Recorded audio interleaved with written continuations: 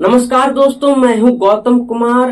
दोस्तों, जब से एनडीए की सरकार केंद्र में बनी है तब से बीजेपी सवालों के घेरे में है। बीजेपी पर कई मुसीबतों का छाया धीरे धीरे पड़ते नजर आ रहे हैं।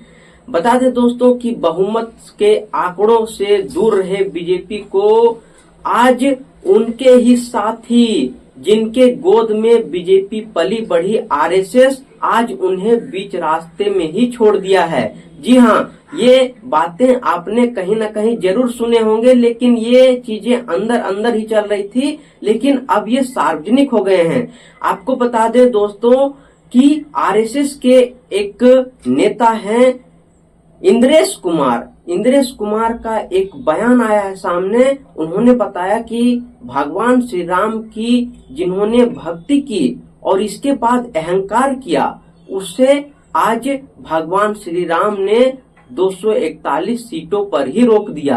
कि उन्होंने इतना भी कहा कि जो विपक्ष जो श्री राम की आलोचना करते थे, उन्हें भी आज कहीं न कहीं पीछे छोड़ दिया है।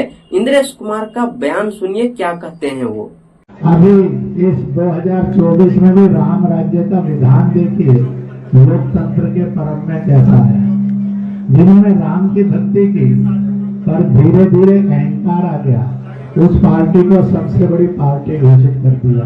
पर उसका और जो पूरा उसको मत मिलना चाहिए, जो शक्ति मिलनी चाहिए, वो भगवान ने अहंकार के कारण हुआ। जिन्होंने राम का विरोध किया, उनमें से किसी को भी शक्ति नहीं थी। सब मिलकर भी नंबर 1 इन्होंने नंबर 2 पर खड़े कर दिए। इसलिए प्रभु का न्याय बड़ा विचित्र नहीं है, बड़ा सत्य है, बड़ा आनंददायक है। इसलिए जिस पार्टी ने भक्ति की, अहंकार आया, उसको 241 पर रोक दिया, पर सबसे बड़ी बना दी। जिनके अंदर राम की अनास्था थी, अश्रद्धा थी, और उनको सबको मिलकर 234 पर रोक दिया। कहा तुम्हारी अनास्था का यही दंड तुम्हें है कि तुम सफल नहीं हो सकते। इसलिए जो राम की भक्ति करे तो निरअहंकार करे, और जो राम का विरोध करे उसका अकल्याण अपने आप है, प्रभु ने बिगाड़ दिया। इसलिए लल्लू सिंह, उसने जनता के ऊपर जुल्म किए थे। राम जी ने कहा थोड़ी देर 5 साल विश्राम कर ले, अगली बार देख लेंगे तेरा भी क्या कर।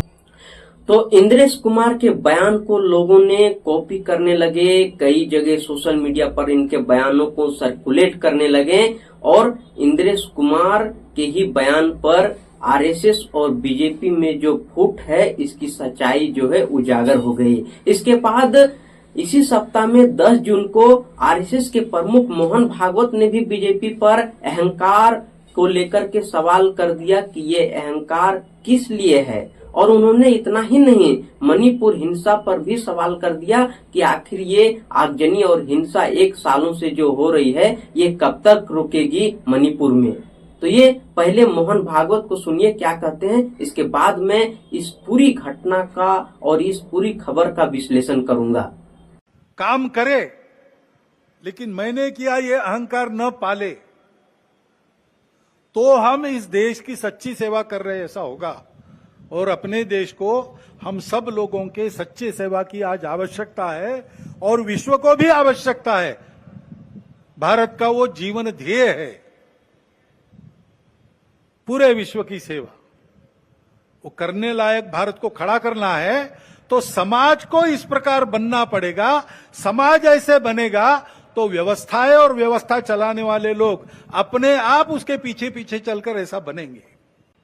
दोस्तों, ये खबर की, ये घटना की जो शुरुआत है कि बीजेपी और आरएसएस में फूट हो गई है, इसकी शुरुआत दरअसल बीजेपी ने ही किया है। बीजेपी के अध्यक्ष जेपी नड्डा ने चुनाव के दौरान ही एक बयान उन्होंने दे दिया कि अब हम किसी संस्था के सहारे चुनाव नहीं लड़ेंगे, हमारे पास उतनी ताकत है कि हम अपने बदौलत से ही चुनाव लड़ेंगे। आपको बता दें कि नरेंद्र मोदी के जो छवि पर 400 पार के नारों के साथ जो चुनाव लड़ने के वायदे थे, वही से ये खटास शुरू हुई है। और आरएसएस इस बार आप देखे होंगे कि चुनाव में किसी भी तरह से वो भाग नहीं ले रहे थे। और यहाँ तक ही नहीं, बीजेपी जो है आरएसएस से दूरियां बनाना शुरू ही कर दिया था और इसके बाद से आरएसएस वालों ने भी बीजेपी से दूरियां बनाना शुरू कर दिया है। लेकिन ये बातें अब सार्वजनिक हो गई है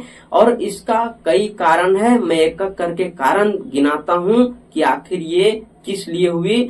आपको बता दें दोस्तों कि इसमें जो है पहली बात तो ये है कि ये बात सार्वजनिक हो गई है कि जो बीजेपी और आरएसएस है इसके बीच में खटास चल रहे हैं, इनके बीच में नहीं बन रही है अब।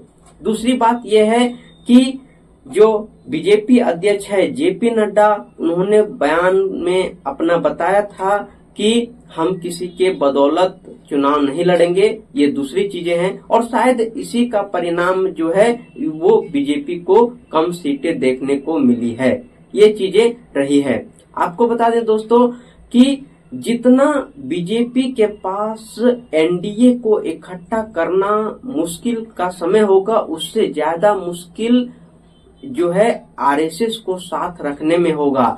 आरएसएस जो है एक ऐसी संस्था रही है, उसे ना सरकार से कभी मतलब रही है और ना सरकार से वो अपना एजेंडा पूरा करवाए हैं। ये चीजें जो है आरएसएस के सामने रही है। आपको बता दें कि आरएसएस और बीजेपी में ये दूरियां क्यों बनी, इसके पीछे कारण क्या हो सकता है। तो आरएसएस का जो अपना प्रोपेगेंडा है, आरएसएस का जो अपना विचारधारा है, उसमें कहा जाता है कि आरएसएस जो है सभी लोगों का संघ है और इसमें किसी व्यक्ति विशेष को प्रधान नहीं माना जाए। लेकिन इसके ठीक उल्टा बीजेपी में ऐसा होता है कि प्रधानमंत्री नरेंद्र मोदी के चेहरे के अलावा इसमें कोई और चेहरा ही नहीं है जिसके सामने चेहरे को रख करके चुनाव लड़ा जाए। तो ये चीजें जो है बीजेपी को आरएसएस से दूरियां बनाती है। दूसरी चीजें ये है कि जिस तरह से बीजेपी में कांग्रेसीकरण हो रहे हैं, कांग्रेस के जो नेता आ रहे हैं बीजेपी में, ये चीजें जो है आरएसएस को खल रही थी और इस तरह से दूरियां बनना शुरू हुई है।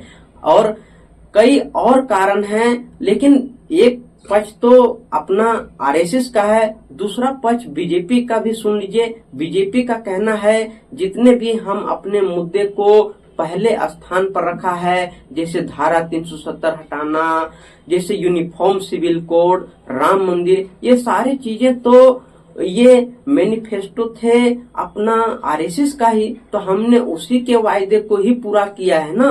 तो ये चीजें हम लोग कहाँ आरएसएस से अलग है, ये बीजेपी का कहना है। लेकिन फाइनली यही समझ में आती है कि आरएसएस और बीजेपी में दरार हो गई है और अगर बीजेपी को इस चीजों से उबरना है तो कई चीजें जो आरएसएस के शर्त है उसको मानना पड़ेगा। इसमें आरएसएस और बीजेपी का जो एक गठबंधन हुआ करती थी, जो अंदर अंदर की जो बातें हुआ करती थी, वो अब सार्वजनिक हो गई है और ये चीजें होनी नहीं चाहिए थी। बीजेपी के लिए ये नुकसानदायक ही है। हालांकि जब इंद्रेश कुमार से एएनआई के संवाददाता ने जब सवाल किया तो उन्होंने मोदी जी को बधाई तक दे दिए और बीजेपी को आगे बढ़ने के लिए बोल दिए हैं। जो पार्टीज को लेकर आपने बयान दिया, उनको लेकर बहुत सारी बातें कही जा रही हैं, कैसे देखते हैं सर बयान जो आपने दिया उसको लेकर? ऐसा है, देश का वातावरण इस समय में बहुत स्पष्ट है। जिन्होंने राम का विरोध किया वो सब सत्ता से बाहर हैं। जिन्होंने राम की भक्ति का संकल्प लिया आज वो सत्ता में है और तीसरी बार की सरकार श्री नरेंद्र मोदी के नेतृत्व में बन गई है। देश उनके नेतृत्व में दिन दुगनी रात चौगनी तरक्की करेगा, यह विश्वास जन जन में जागृत हुआ है और ये विश्वास फले फूले, इसकी शुभकामना करते हैं। सर ऐसा ही तो ये खबर जो रही आरएसएस और बीजेपी के जो बीच में मनमुटाव है और जो दरारें पैदा हो गई है, ये खबर आप कहीं ना कहीं जरूर देखे ही होंगे और इस खबर का पूरा विश्लेषण मैं आपको बताया ताकि आपको समझ में आए कि बीजेपी और आरएसएस जो है किस मुद्दे के तहत इनके विचारधारा अभी अलग हो गए हैं और जो बीजेपी आरएसएस के गोद में पली बढ़ी वही आज उसके खिलाफ और उसके विपरीत चल रहे हैं। तो ये आपको सबसे बड़ी विश्लेषण जो देश के हैं वो मैंने बताया। आप इस विश्लेषण को जरूर समझ गए होंगे। थैंक यू सो मच, धन्यवाद।